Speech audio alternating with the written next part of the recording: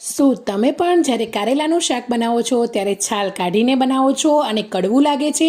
હું આજે એકદમ સરસ કારેલાના શાકની રેસીપી આપીશ. છાલ કાઢ્યા વગર જ શાક બનાવશું, જરાય કડવું પણ નહીં લાગે ને ઘરમાં બધા જ કારેલા ખુશીથી ખાશે. તો કારેલાને ધોઈને સાફ કરીને આ રીતે કટ કરી લેવાના છે. કારેલાની કટકીનું શાક આપણે બનાવવાના છીએ, તો એની અંદર પાણીની અંદર કારેલાને એડ કરીને અડધી ચમચી મીઠું નાખીને સારી રીતે આ રીતે વોશ કરી લેવાના છે. અને એ પછી પેનની અંદર 2 ચમચી તેલ, જીરું, હિંગ, લસણના ટુકડા એડ કરવાના છે, લીલા મરચાંના ટુકડા, ડુંગળીના ટુકડા, સ્વાદ પ્રમાણે મીઠું અને અડધી ચમચી હળદર એડ કરીને જે આપણે કારેલાની કટકી કરીને મૂકેલી હતી કટિંગ કરેલા કારેલા એડ કરીને ઢાંકીને 3-4 મિનિટ રહેવા દઈશું. એ પછી ગોળ, ધાણા જીરું પાવડર, લાલ મરચું પાવડર, અડધા એવા લીંબુનો રસ એડ કરીને ફરીથી 4-5 મિનિટ ચડવી લેવાનું છે. તો શાક આપણું એકદમ ટેસ્ટી બનીને તૈયાર થઈ ગયું છે.